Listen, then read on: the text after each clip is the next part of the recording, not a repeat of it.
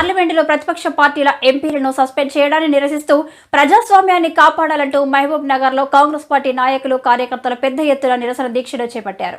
India కూటమి ఆధ్వర్యంలో Congress party దేశవ్యాప్తంగా నిరసనలకు పిలుపునిచ్చిన నేపథ్యంలో మహబూబ్ నగర్ జిల్లా కేంద్రంలోని తెలంగాణ చౌరస్తాలో కాంగ్రెస్ పార్టీ నాయకులు కార్యకర్తలు అదేవిధంగా వామపక్షాల పార్టీల నాయకులు కార్యకర్తలు పెద్ద ఎత్తున నిరసన దీక్ష చేపట్టారు. ఈ సందర్భంగా పార్టీ నాయకులు మాట్లాడుతూ పార్లమెంటు చరిత్రలోనే ఎన్నడూ లేని విధంగా ఎంపీల సస్పెండ్ చేయడంపై నేడు బ్లాక్ డేగా అభివర్ణించారు. మోడీ నిరంకుశ వైఖరి వల్ల ఎంపీలను సస్పెండ్ చేసి ప్రజాస్వామ్యాన్ని కూనీ చేశారని పీసీసీ ఉపాధ్యక్షుడు ఒబైదుల్లా కొత్వాల్ ఆరోపించారు. వచ్చే పార్లమెంటు ఎన్నికల్లో బీజేపీ ప్రభుత్వానికి బుద్ధి వచ్చే విధంగా ప్రజలు తీర్పు ఇచ్చి దేశ సమగ్రతను ప్రజాస్వామ్యాన్ని కాపాడుకోవాలని వారు పిలుపునిచ్చారు. ఈరోజు ప్రజాస్వామ్యాన్ని పూర్తిగా కూని చేసిండ్రు. ప్రజాస్వామ్య వ్యవస్థలో పూర్తి నిశ్చలం చేసిండ్రు. ఇండిపెండెంట్గా ఉండే సిబిఐ కానీ ఈడీ కానీ ఎలక్షన్ కమిషన్ కానీ దాన్ని చేతిలో పట్టుకుని ఆట ఆడిపిస్తుండ్రు.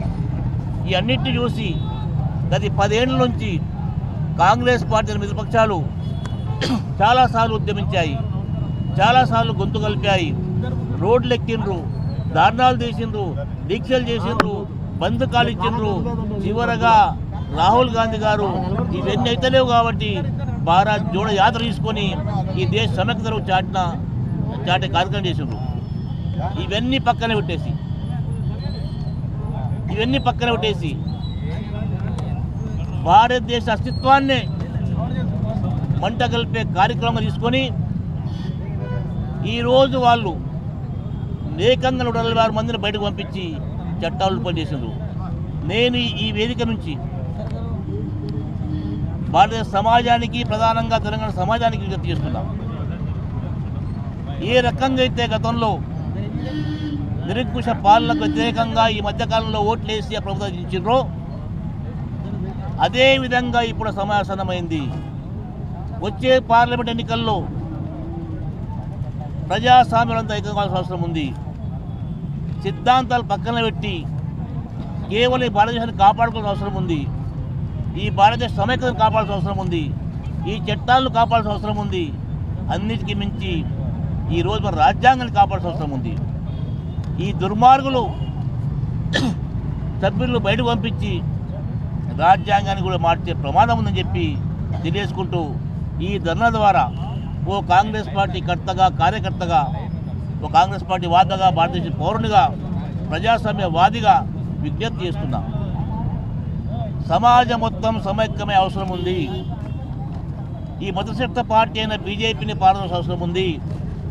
ఈ దేశాన్ని ఏ రకంగా అయితే బ్రిటిష్ వాళ్ళ నుంచి ఆ రోజు స్వాతంత్ర పోరాటం చేసి కాపాడుకున్నామో ఈరోజు భారతదేశాన్ని బీజేపీ ప్రభుత్వాన్ని కాపాడాల్సిన అవసరం ఉంది తెలియజేసుకుంటున్నా. కాబట్టి ఈ ధర్నా కార్యక్రమము ఈరోజు మొదలుపెట్టినాము.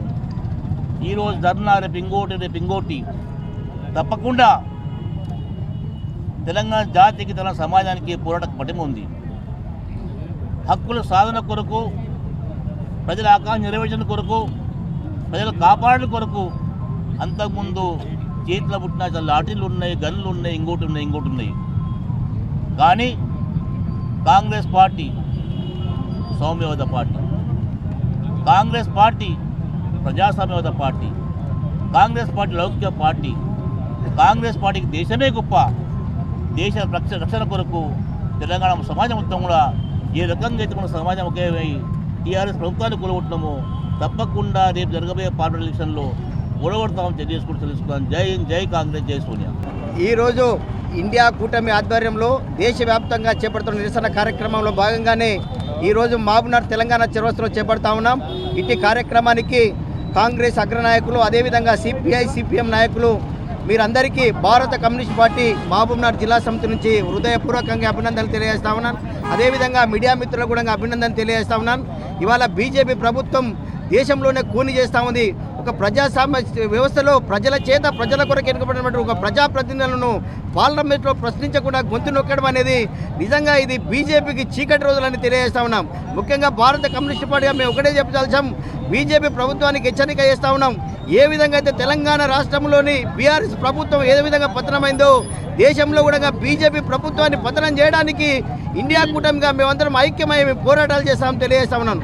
అదేవిధంగా ఏదైతే 13 తారీఖు నాడు నిరుద్యోగులు పార్లమెంట్లోకి చొచ్చుకెళ్లడాన్ని దాన్ని ప్రశ్నించడం వల్లనే ఇవాళ వీళ్ళని సస్పెండ్ చేస్తూ ఉన్నారని తెలియజేస్తా ఉన్నాను. ముఖ్యంగా ఏది ఏమైనా కూడా ప్రజాస్వామ్యాన్ని కూని చేసే వ్యవస్థ కేవలం ప్రజలకు మాత్రమే ఉంటుంది, కానీ దాన్ని బీజేపీ సాకుగా తీసుకొని పార్లమెంట్లో ఎవరిని మాట్లాడలేకుండా ప్రతి ఒక్కరిని గొంతు నొక్కడం, ఇవాళ 146 మందిని నిన్నటి వరకు సస్పెండ్ చేయడం అంటే నిజంగా పార్లమెంట్ చరిత్రలో సిగ్గుచేయడానికి తెలియజేస్తూ నాకు ఈ అవకాశం ఇచ్చిన అధ్యక్ష వర్గానికి ధన్యవాదాలు.